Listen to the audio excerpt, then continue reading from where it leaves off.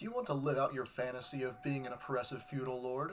Do you often find yourself dreaming of hoarding wealth and ordering your underlings to immediately fulfill your every desire? If so, you should see a doctor, who will probably prescribe you a daily 30 milligram dose of Kingdom 2 crowns. So, what exactly is this pixel aesthetic 2D side-scrolling strategy and resource management game? You'll start off in a dark forest and be given the option to do a small but informative tutorial, which you should definitely do. After you skip the tutorial, you'll come across a shiny object activating your neurons. You'll then see a depressing looking campsite and two slackers just loafing around. Toss them some shiny objects and give these lazy miscreants some jobs. Employ an archer to shoot woodland creatures and generate money. Employ a builder to head off into the woods and you'll find camps with even more losers that you can put to work indefinitely. Also, be sure to collect any shiny objects you find in your exploration. Until you reach the edge of the land, there's jump scare, jump scare, jump!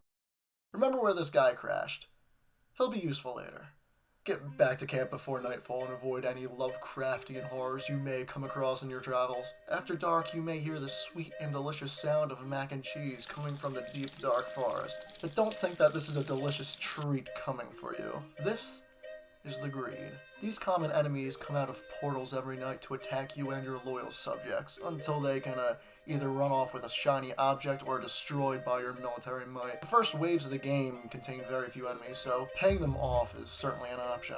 Be sure to build up your castle and expand your walls until this destroyed boat is part of your private property. Toss a few dollars at it and watch the power of unpaid labor build your beautiful new flagship. Now that you've set sail, you'll be able to explore several different lands, 5 of them being in the base game, each unlocked after you build a boat in the previous land. On Island 2, you'll likely begin to notice that your horse is kinda really slow. Sure, he's fine in open fields where he can recharge his stamina easily, but when you're in a deep forest, luckily with these shiny gems, we can buy something a bit better. The stag. The stag is much faster than the base horse in the forest, and despite needing to graze in fields still, it is much, much faster, and one of the best mounts in the game. There's also a very important thing we need to do before shoving off to Island 3. Along your travels on the second island, you'll see a downed tree with a cute little creature stuck in it. Be sure to toss a coin on the tree to break it. Out from the tree, you'll see a dog come out. This is Ruby. Say hi to Ruby, everyone. Hi,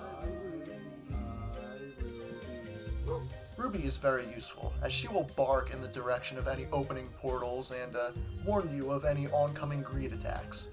Ruby is a good dog. About 1 hour into your playthrough, you'll notice something weird. The day counter, instead of appearing its usual black, will appear its red. Strange, okay? As the day comes to a close, you'll notice the afternoon sky begins to be blocked out by a dark mist.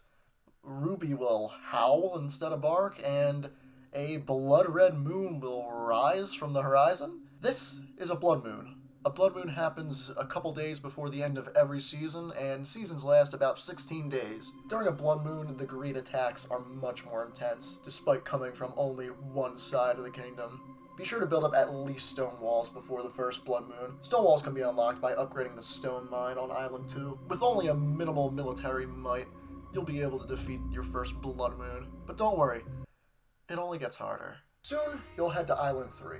But not before going back to Island 1 first. Remember that jump scare earlier? Yep, we're gonna put them to use. With a few gems we collected from Island 2, and about 8 coins, we'll get our next mount, the Griffin.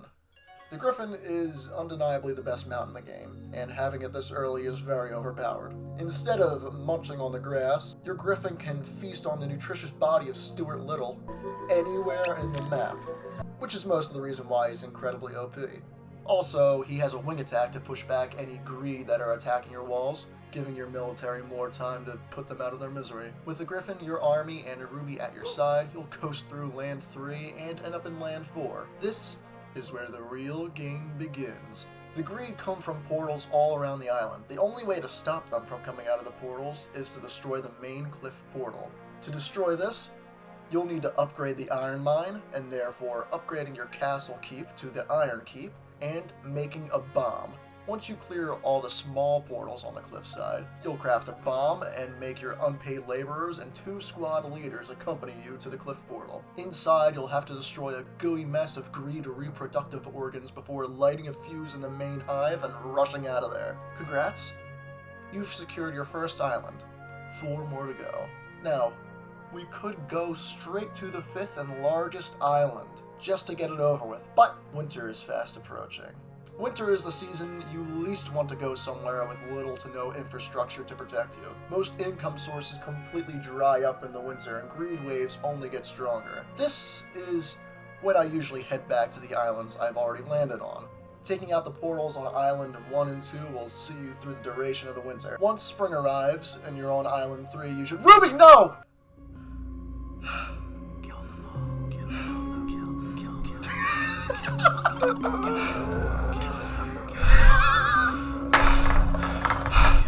So, once you destroy a greed nest, anything deemed irreplaceable will be returned to you. Ruby is irreplaceable. Right, Ruby? Now that we've taken out our adversaries on the first 4 islands, we need to head to the 5th and final land. This is difficult. As the days march on and you destroy more portals, the greed get mad and send out bigger and bigger waves. For example, this is the first blood moon on Island 5.